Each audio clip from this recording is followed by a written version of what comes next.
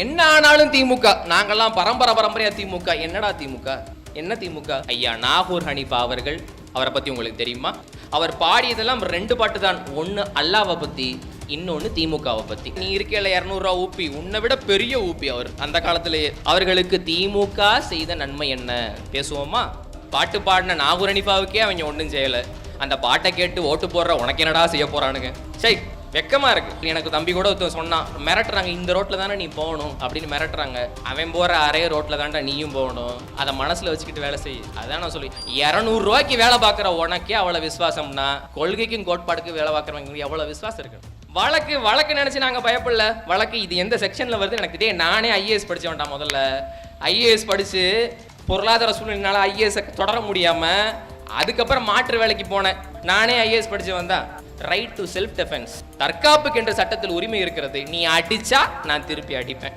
IBC section 96 இருந்து 106 வரைக்கும், 96 பிரிவிலிருந்து 106 பிரிவு வரைக்கும் தற்காப்பை வலியுறுத்துகிறது. அவதூறா வீசுற அவதூறு. சீமான் பாஜகவின் பி டீம், சீமான் அப்படி பண்ணிட்டார், சீமான் இப்படி பண்ணிட்டார், சீமான் வெளில போயிட்டார், சீமான் அந்த கட்சியோட பி டீம், அதுல அவதூறா பேசுற. அப்படி ஒரு ஆள் இல்லைன்னா என்ன செய்வ? சீமான் மட்டும் இல்லை என்றால் இந்த நாடு எவ்வளவு சிக்குண்டும் தெரியுமா? எந்த விதமான விழிப்புணர்வும் இல்லாத சமுதாயமாக ஒரு இளைஞர் சமுதாயம் மாறி போகும். இந்த மாதிரி கண்டன ஆர்ப்பாட்டம் போடுறதுக்கெல்லாம் யார் இருக்க மாட்டான். நீ சீக்கிரம் செத்துருவ, உனக்கு குடிநீர் ரொம்ப முக்கியம், உனக்கு மலம் முக்கியம், விவசாயம் முக்கியம் சொல்வதற்கு ஒரு கூட்டம் இல்லாமல் போய்விடும். இதை மனதில் வச்சுக்க. எங்கு அநியாயம் நடந்தாலும் எதிர்த்து நின்று ஏன் என்று கேட்க முதலில் வந்து நிற்பவனே முதலமைச்சர். சீமான் தான் தமிழக முதலமைச்சர். நாம் தமிழர் பிள்ளைகளே, அமைச்சர் பெருமக்கள், இந்த ஆர்ப்பாட்டத்தில் இருக்கிற யார் இந்த பதாகை அடித்தான் தெரியல. இந்த வாசகத்துல நான் முரண்படுறேன். கட்டுக்கடங்காத போதைப் பொருள் விற்பனை, கனிம வள கொள்ளையை கண்டித்துன்னு போட்டிருக்காங்க. அது கொள்ளை இல்ல, திமுகவின் கொள்கை. அது ஒரே வாசகமா போட்டிருக்கலாம். திமுகவின் கொள்கையை எதிர்த்து கண்டன ஆர்ப்பாட்டம், அவ்வளவுதானே. அதுக்கு எதுக்கு போட்டு இவ்வளவு பெரிய வாசகத்தை அடிக்கணும்? வேணாமே. அதுதான் திமுகவுடைய கொள்கையாக மாறி போனது. சிந்தும் வியர்வை துளிக்கு நிறமில்லை என்ன செய்ய, சிந்தும் வியர்வை துளிக்கு நிறமில்லை என்ன செய்ய. செந்நிறமாக இருந்திருந்தால் சீமான் சிந்துவதை சேகரித்து செங்கோட்டைக்கே வண்டம் தீட்டி விடலாம். அண்ணனின் உழைப்பு ஆக பெரியது. எவ்வளவு கடினம், எவ்வளவு வேலை. யாருக்காக? பதவிக்காகவா? மக்களுக்கான உதவிக்காக, வாக்குக்காகவா? மக்களின் வாழ்க்கைக்காக. அன்பார்ந்த மக்களே, நாங்கள் ஒரு கனவு கொண்டோம். பசி, பஞ்சம், ஊழல், லஞ்சம், அடக்குமுறை, ஒடுக்குமுறை, சாதிய இழிவு, தீண்டாமை, கொலை, கொள்ளை, கற்பழிப்பு, போதைப் பொருள் விற்பனை, கனிம வள கொலை, இது எதுவும் இல்லாத ஒரு தேசம் படைக்க வேண்டும் என்று நாங்கள் கனவு கண்டோம். கனவு கண்டதில் தவறில்லை. ஆனால் யாரை நம்பி கனவு காண வேண்டும் என்ற விவசாய வேண்டாமா? 500, 1000 ரூபாய்க்கு வாக்கை விற்கக்கூடிய இந்த மக்களை நம்பியா நாம் கனவு கண்டோம்? உண்மையில் நாம் தோற்று போனோம் உறவுகளே. தோற்றது நாம் மட்டும் இல்லை, மக்கள் தான். அற்ப தேர்தலில் வேண்டுமானால் நாம் தோற்று இருக்கலாம். கொண்ட கொள்கையில், நமது லட்சியத்தில் நாம் வென்றிருக்கிறோம். இந்த திமிரு ஒவ்வொரு நாம் தமிழர் உறவுகளிடம் இருக்க வேண்டும். கட்சி தொடங்கப்பட்ட காலத்திலிருந்தே இன்று வரை எந்த சமரசமும் இல்லாத கூட்டணி அரசியலுக்குள் போகாமல், எந்தவித அரசியல் பேரத்திற்கும் அடிபணியாமல் இருக்கின்ற ஒரே தலைவனை பெற்ற ஒரு இயக்கம் அது நாம் தமிழர் கட்சி மட்டும்தான். இது நாம் தமிழர் கட்சிகள் உறவுகள் என்றும் திமிராக சொல்லலாம். அரசு பள்ளிகள்ல மாணவர்களை காலமுக்கி விட்டு சொல்லி ஒரு வாத்தியார் படுத்து கிடக்கிறார். அண்மையில் வந்த ஒரு காணொளி எல்லாரும் பாத்தீங்களா? என்ன லட்சணத்தில் அரசு பள்ளிகள் நடந்து கொண்டிருக்கிறது? அரசு பள்ளிகளில் இந்த போதை விற்பனை என்பது வெறும் சாதாரண விஷயமாக மாறி போனது. அரசு பள்ளிகளில், அரசு பள்ளி மாணவர்களிடத்தில் சாதாரணமாக புழங்குகிறது போதை பொருள். போதை போதை போதை இல்ல, அது திமுகவின் பாதை. கனிம வள கொள்ளை, அது கொள்ளை அல்ல, அதுதான் திமுகவுடைய கொள்கை. அரசு மருத்துவமனையில் பணிபுரிகின்ற மருத்துவர்கள் என்றைக்காவது கனிவான முறையில் நோயாளிகளை நடத்தி இருக்கிறார்களா? இந்த கேள்விக்கு நீங்கள் பதில் சொல்லணும். சென்னையில் ஒரு சம்பவம். அந்த பையன் போய் மருத்துவரை குத்திட்டான். குத்தினது தப்பு தான், கண்டிக்க வேண்டிய விஷயம்தான், குத்திருக்க கூடாது தான். ஆனா அந்த அளவுக்கு அவனை வெறி பிடிக்க வச்சது யார்? எந்த அரசு மருத்துவர் கனிவான முறையில் நோயாளிகளை நடத்துகின்றார்? அவர் செய்த அந்த பிழை அல்லது அவர் கனிவாக நடத்தாத அந்த முறை அவனுடைய அந்த கோபத்துக்கு காரணமானது. அவன் குத்தினது தப்பு தான், ஆனா அதுக்காக நீங்க நோயாளியை நடத்துற முறையெல்லாம் சரியா? அரசு மருத்துவமனைக்கு நம்ம எல்லாம் போகாமலையா இருக்கும்? அங்க மருத்துவர்கள் செய்யறதெல்லாம் நமக்கு தெரியாமலையா இருக்கு? அன்பிற்குரியவர்களே, போதைப் பொருள் விற்பனை, கனிம வள கொள்ளையை எதிர்த்து இங்கே கண்டன ஆர்ப்பாட்ட கூட்டம். நம்மை தவிர வேறு எந்த இயக்கமும் வேற எந்த அரசியல் கட்சியும் இந்த ஆர்ப்பாட்டத்தை முன்னெடுக்க தகுதி இல்லாதவர்கள். நாம் மட்டும்தான் நிலம் வளம், எனது மலை, எனது காற்று, எனது நாடு, எனது வீடு என ஒவ்வொன்றையும் ஆத்மார்த்தமாக காதலித்து அதை காப்பாற்ற வேண்டும் என்று துடிதுடியாய் துடிக்கிறோம். கனிம வள கொள்ளை என்ன ஆகுது? இதனால என்ன ஆகுதுப்பா? மலையை அவன் பேத்து எடுக்கிறான், ஆத்து மணலாம் அள்ளி விற்கிறான், ஏரி குளத்துல ஆக்கிரமிப்பு செய்யறான். இதனால் என்ன ஆகுது? ஒரு நாள் பாரம்பரிய விவசாயம் என்று ஒன்று இல்லாமல் போய்விடும். மழை இல்லை, தண்ணீர் இல்லை, ஆறுகள் இல்லை, செத்து போனது, ஆற்று மணல் இல்லை, ஏரி குளம் ஆக்கிரமிப்பு எதுவும் இல்லை, நீர்நிலைகள் இல்லை, சுத்தி இயற்கையை சுவாசிக்கின்ற உயிரியல் தொடர்பை ஏற்படுத்துகின்ற எதுவும் இல்லை என்றால் இயற்கை விவசாயம் என்பது பொய்த்து போய்விடும். இப்போது சுகாதாரத்துறை அமைச்சராக இருக்கக்கூடிய ஐயா மா சுப்பிரமணியன் அவர்களே நேரடியாக பதிவு செய்கிறார். 9,70,000 பிரசவங்கள், 9,70,000 பிரசவங்களில் 2,13,400 பிரசவங்கள் குறை பிரசவங்கள், குறை மாசத்தில் பிறந்த குழந்தைகள். ஏன் குறை மாசத்துல குழந்தைங்க பிறக்குது? ஏன் குழந்தைங்க குறை மாசத்துல பிறக்குது? தாய்க்கு போதுமான ஊட்டச்சத்து இல்ல. குழந்தையை பெற்றெடுக்க கூட தாய் போதுமளவான ஊட்டச்சத்தில் இல்ல. இதற்கு காரணம் உனது விவசாயம், உனது கனிம வளம், உனது பாரம்பரிய உணவு கலாச்சாரம் எல்லாம் இங்கே பால்பட்டு கொண்டிருக்கிறது.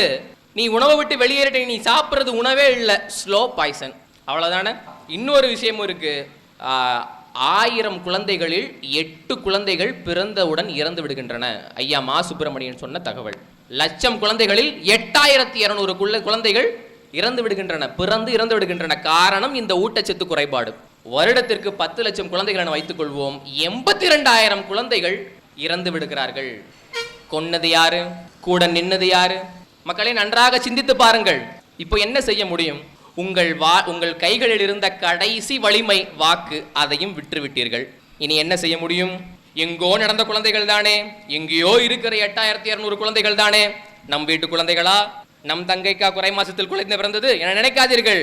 நம் ஒவ்வொரு வீட்டிலும் இனி நடக்கும். பச்சிளம் குழந்தைகள், நல்லது கெட்டது என்றால் என்னவென்றே தெரியாத பச்சிளம் குழந்தைகள். இந்த பாவம் சும்மாவிடும் நினைக்கிறீங்களா? இந்த பொல்லாத உலகத்திலே ஏனெனை படைத்தாய் இறைவா, வழி தாங்காமல் நாங்கள் கதரும் சத்தம் கேட்கவில்லையா? 8 திக்கோடும் இருப்பவன் நீ எங்கு போய் தொலைந்தாய் இறைவா, மனம் கல்லான உன்னை தினமும் தொழுதேன் போதவில்லையா? இந்த பாடல் தான் மனசுல வருது. என்ன நடந்து கொண்டிருக்கிறது? எங்கு பார்த்தாலும் கஞ்சா, எங்கு பார்த்தாலும் கனிம வள கொள்ளைகள், எங்கு பார்த்தாலும் ஊழல், லஞ்சம் வாங்காத எந்த அரசு அலுவலகங்களும் கிடையாது. இதையெல்லாம் எப்படி மாற்ற போகிறீர்கள்? இந்த அரசியலை சீமானும் அவனது தம்பிதங்களையும் விட்டால் யார் சொல்ல முடியும்? அன்பிற்குரியவர்களே, இதற்கு முன் உங்களிடம் கூட்டம் நடத்தி பேசியவர்கள் எல்லாம் அரசியல்வாதிகள், வெறும் வாக்குக்காக வாக்கரசியல் செய்யக்கூடிய அரசியல்வாதிகள். ஆனால் நாம் தமிழர் பிள்ளைகள் என்பவர்கள் போராளிகள். இதை மறுக்க முடியுமா? இது போராளிகளின் கூட்டம். தன்னை முன்னிறுத்தாமல் தான் கொண்டிருக்கிற லட்சியத்தையும் கனவையும் கொள்கையும் முன்னிறுத்தக்கூடிய ஒரு அப்பாவி மனநிலை. அந்த மனநிலை படைத்த நாம் தமிழர் பிள்ளைகள் உங்கள் முன்னே கேட்கிறோம், தயவு செய்து திமுகவை புறக்கணியுங்கள். இல்லை என்றால் வேறு வழி இல்லை. என்ன ஆனாலும் திமுக, நாங்கெல்லாம் பரம்பரையா திமுக. என்னடா திமுக? என்ன திமுக? அப்படி பரம்பரையா திமுகவுக்கு வாக்கு செலுத்தி அவர்களுக்கு வலிமை சேர்த்து நீ சாதிச்சது என்ன? என்ன சாதிச்ச?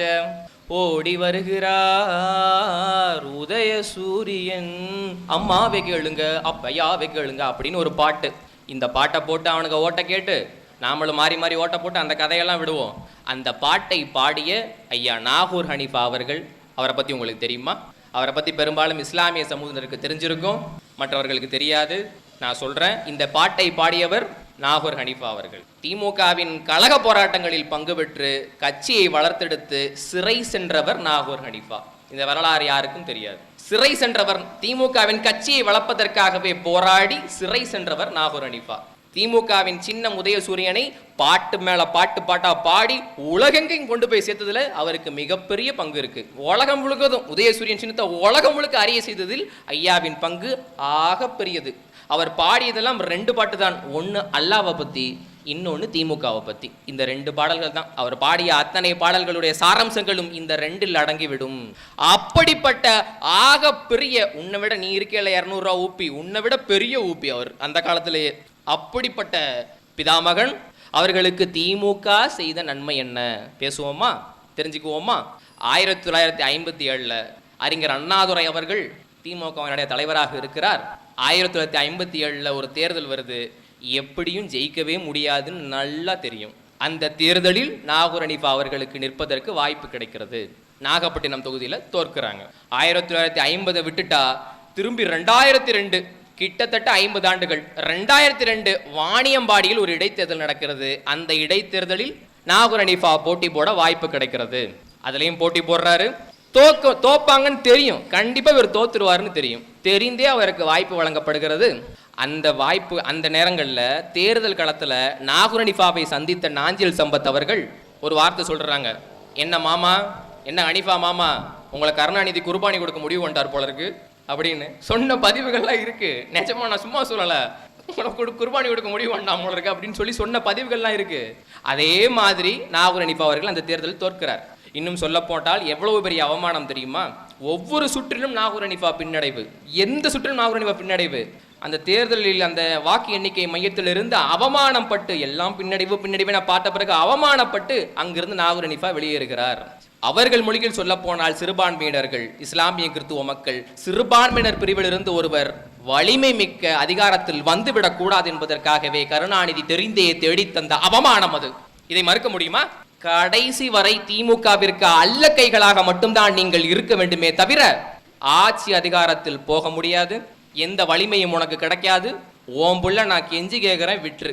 பாட்டு பாடின திமுக, பாட்டு பாடின நாகூர் ஹனீஃபாவுக்கே அவங்க ஒன்றும் செய்யலை. அந்த பாட்டை கேட்டு ஓட்டு போடுற உனக்கு என்னடா செய்ய போறானுங்க? ஏண்டா இன்னும் திமுக திமுக திமுகன்னு சாகுறீங்க? சரி, வெக்கமா இருக்கு. என்ன திமுக, என்ன திமுக என்ன செஞ்சுட்டாங்க? இப்ப கேவலம் ஒரு காலத்துல தமிழின தலைவர் திரு மு கருணாநிதி என்ற நம்பிக்கொண்டிருந்தேங்க நானு. எனக்கு உண்மையிலே அசிங்கமா இருக்கு.